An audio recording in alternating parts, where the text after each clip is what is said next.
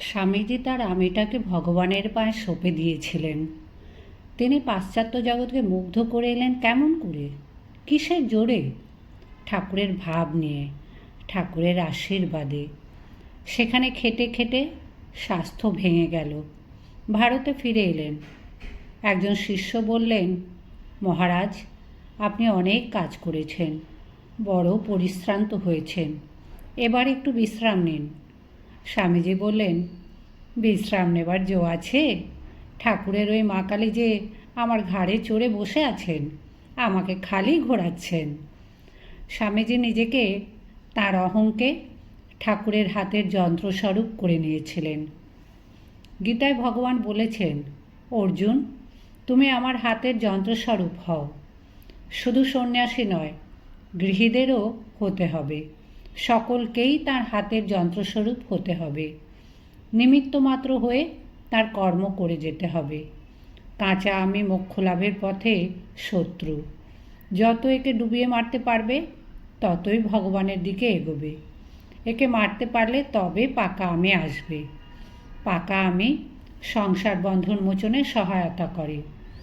কাঁচা আমিটাকে মারতে হবে ভক্তির ভেতর দিয়ে, জ্ঞানের ভেতর দিয়ে, কর্মের ভেতর দিয়ে। কাঁচা আমিতে রাগ দেশ বন্ধন, আর পাকা আমিতে তাঁর আমি হয়ে তাকে আস্বাদন করা, মোক্ষ লাভের পথে এগিয়ে যাওয়া।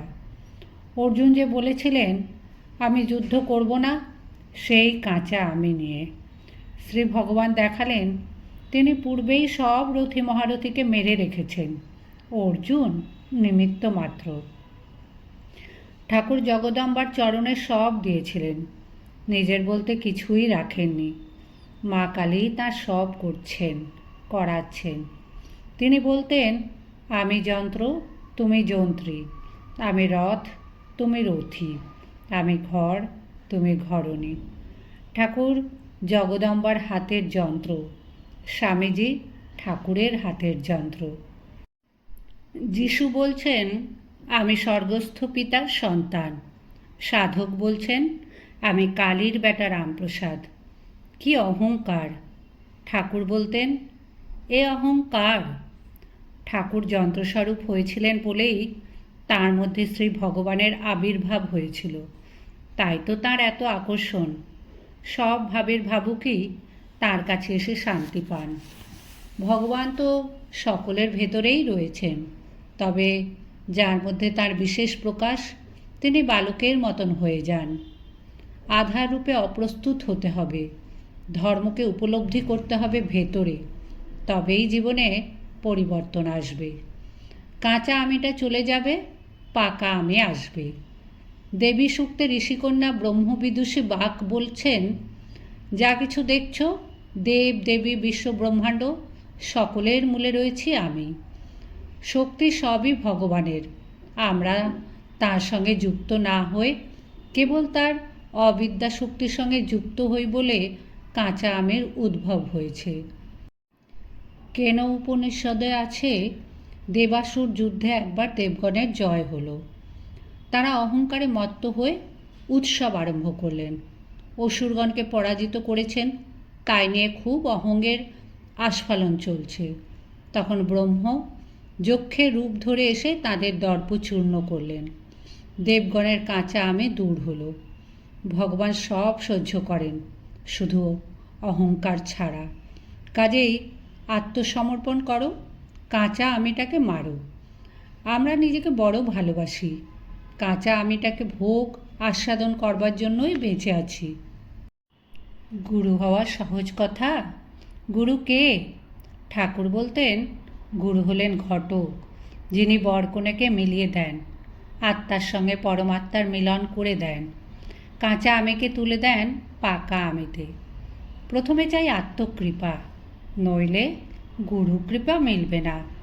আত্মকৃপা হলে গুরুকৃপা মিলবে, গুরুকৃপা হলে পরে তবে তাঁর কৃপা, তখন তার প্রকাশ হবে। যত তাকে দেবে তত তাকে পাবে। শ্রী শ্রী মায়ের জীবনেও দেখি আমিত্বের পূর্ণ বিসর্জন। তিনি সব দিয়েছিলেন। মা সব ঈশ্বরকে দিয়ে তাঁর হয়েছিলেন বলেই সকলের মধ্যে নিজেকে দেখেছেন, নিজেকে উজাড় করে বিলিয়ে দিয়েছেন, সকলকে এত ভালোবেসেছেন। যা দেবী সর্বভূতেষু মাতৃরূপেণ সংস্থিতা, যিনি মাতৃরূপে সর্বভূতে রয়েছেন তাকে নমস্কার। মা তো বহু নন, এক মাই সর্বভূতে রয়েছেন। শ্রী শ্রী মা এটি উপলব্ধি করে অনায়াসে গণ্ডি ভেঙে দিয়েছিলেন। তিনি যে বহুর মধ্যে এককে আপনাকে উপলব্ধি করেছিলেন। গর্ভধারিণী মাও নিজেকে বিলিয়ে দেন ছোট্ট সংসারের গণ্ডির মধ্যে, পেটের ছেলেমেয়েদের মধ্যে। শ্রী শ্রী মা এরকম গণ্ডির মধ্যে না থেকে নিজেকে ছড়িয়ে দিলেন সকলের মধ্যে। সংসারের মা পেটের ছেলের মধ্যে নিজ সত্তা দেখেন। শ্রী শ্রী মা আপন সত্তা দেখেছেন সকলের মধ্যে। আমাদের গণ্ডি ভাঙা মা সকলের মা। শ্রী শ্রী মায়ের আমি বিরাট আমি, তার কাছে আমজদে শরতে ভেদ নেই। শক্তি তো একটা রূপ নিয়ে আসেন। চণ্ডীতে আছে, যদিও তিনি জগন্ময় সবই তাঁর প্রতিমা, তথাপি দেবগণের কার্যসিদ্ধির জন্য তিনি সশরীরে আবির্ভূত হন। তিনি নিত্যা, আবার তিনি লীলায় আবির্ভূত হন।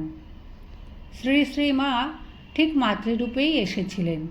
শ্রী শ্রী ঠাকুরের লীলা সম্বরণের পর শ্রী শ্রী মা 34 বছর স্থূল শরীরে ছিলেন। ঠাকুর তাকে রেখে গেলেন মাতৃভাবের বিকাশের জন্য, দৃষ্টান্ত স্থাপনের জন্য। বাস্তবিক স্থূলভাবে প্রকাশিত না হলে, আমাদের মধ্যে নেমে না এলে আমরা তাকে বুঝতে পারি না। তাই তো তিনি আমাদের মতো হয়ে নিচে নেমে আসেন আমাদের তুলে নেবার জন্য, এবং তুলে নেন শাসন করে নয়, প্রেম দিয়ে। মা কুপুত্রের মধ্যেও নিজেকেই দেখেন। রামপ্রসাদ গাইছেন, কুপুত্র সুপুত্র যে হই সে হই, সে কথা বিদিত তব।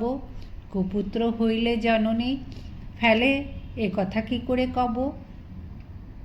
বুদ্ধ ও শ্রীচৈতন্যের প্রেম ভরা হৃদয়। চৈতন্যদেব আপনি কেঁদে জগৎকে কাঁদালেন। ক্রোধের দ্বারা জীবোদ্ধার হয় না, হয় প্রেমের দ্বারা। কামার গরম লোহা কাটে ঠান্ডা লোহা দিয়ে। শ্রী শ্রীমা যখন দক্ষিণ দেশে গিয়েছিলেন, তখন দেখেছি ঘর ভর্তি লোক মার মুখের পানে চেয়ে বসে আছেন।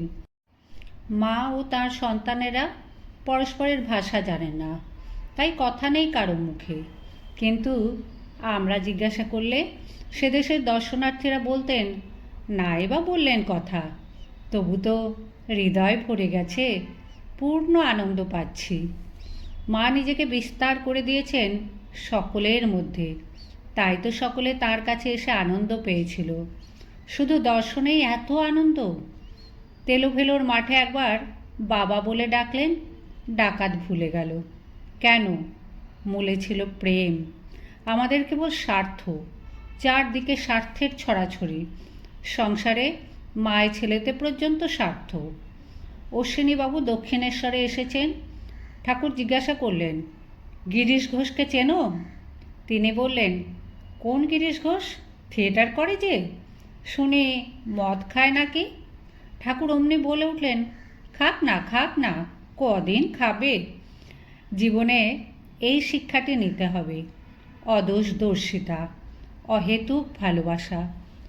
শুধু শুনে কি হবে যদি মনটাকে তৈরি করতে না পারি? শুধু শোনা ও তো একটা রোগে দাঁড়িয়েছে। চাই শ্রবণ, মনন ও ধ্যান। মায়ের জীবন, ঠাকুরের জীবন সামনে রেখে চলতে হবে। তাদের জীবনে যা ফুটে উঠেছে সেটি ধরতে হবে। আমরা এখন চলছি উল্টো পথে। মায়া মোহের ক্ষুদ্র গণ্ডির মধ্যে আমাদের জীবন কেটে যাচ্ছে, বিরাটের প্রকাশ হচ্ছে না। তাই তো এরা আসেন, ডাক দিয়ে বলেন, ও পথে নয়। শুধু পুঁথি পড়ে কাঁচা আমের নাশ হয় না, মহাজনের জীবন সামনে রেখে চলতে হয়। শ্রী শ্রী মার কথা আর কি বলবো, চোখে ভাসছে তার মূর্তিখানি। মুখখানি মনে পড়ে, কি প্রেম, কি নিঃস্বার্থ ভালোবাসা। বহুর মধ্যে আপনাকে দেখাই আত্মার বিস্তার। তাই তো মায়ের এত প্রেম, এত ত্যাগ। এই দুটির ঘনিষ্ঠ সম্পর্ক, এরা পরস্পর যুক্ত। শুধু শুনে এই প্রেম, এই অহেতুক ভালোবাসা আসে না। শুধু শুনে এ প্রেম পাওয়া যায় না।